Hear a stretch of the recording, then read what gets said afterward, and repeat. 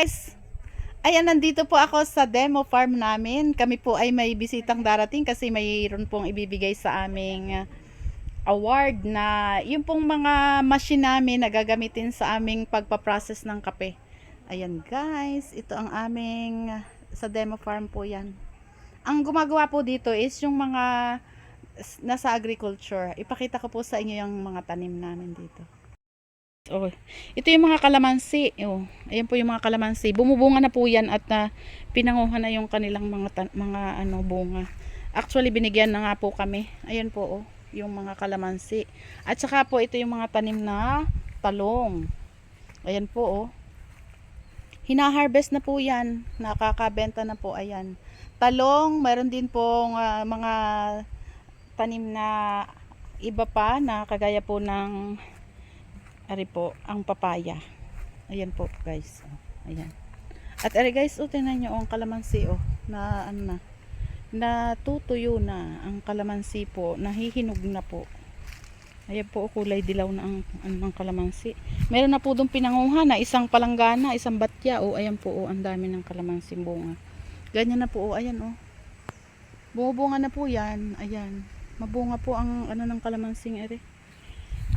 Pati po yan, bungahan na po. Tapos ito po yung mga talong. Ayan.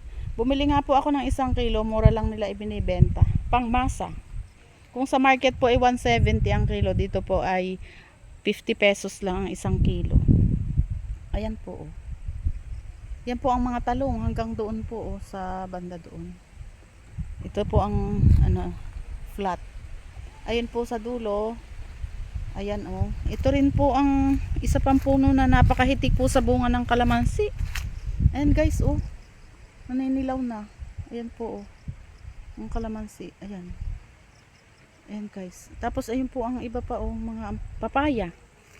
Ito guys, napakarami po ng mga bunga. Ayan po ang talong, Ayan guys, talungan ito. Tapos papaya, tsaka po kalamansi. Ayan. Ito guys, kalamansi din po yan. Ang iba pong kalamansi dito ay na-harvest na. Ito po, tingnan nyo hanggang sa baba ay may bunga. Ayan, Yan po ang kalamansi sa demo farm. Ayan po, Ito po, tapos na yung harvestin. Itong mga iba na ito. Yan po ang mga talong, Diyan po nag-harvest ng talong at kami po ay bumili ng tig 50 pesos. Ayan, Ayan guys. Maganda po ang bunga ng mga talong. Ayan po ang mga bunga din ng kalamansi.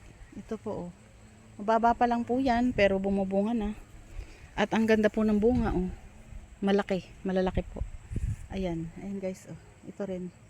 Kalamansian at saka po talungan. Ayan, hanggang doon sa dulo, Eri pa po, ayan. Talungan po yan. Binibenta lang po sa amin ng 50 pesos lang. Ayan po, may bunga pa. Ayan guys. Yan guys ay yung mga tanim dito sa demo farm.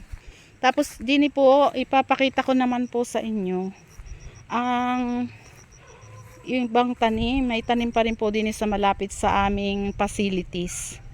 Kami po ay meron dining facilities na aming pinagpaprosesohan ng kape. At sa ngayon nga po, kami ay bibigyan ng yung magbibigay sa amin ng facilities or ng mga machines ay darating. Kaya po kami ay nandito ngayon. Ayan po ito po wala pang tanim pero tataniman din po yan. Dati po ang tanim na rin yung pansigang na sili. Ayan guys.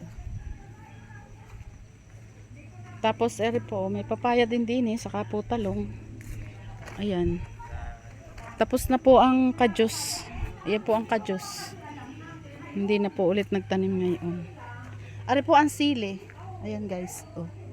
Ayan ang sili. At ayun po, meron din po mga papaya doon. Ito pong flat na ito ay tataniman pa ulit. Sa sunod po na pagtatanim. Ayan po, at inihahanda na ulit. At tataniman. Po, hindi na ako papasok kasi para po hindi magambala yung mga tanim. Ayan po, sa loob. Ayan po ay kamatis. Hindi na po ako papasok sa loob kasi po ay nang hindi po ma-stress yung ating mga tanim. At ere po ang ating talungan. Sa gilid po. Tapos doon po sa iba pang gilid, meron pa pong ano doon. Okra. Ayan guys, ang mga tanim dito sa Demo Farm. Oh, maganda po yung talong.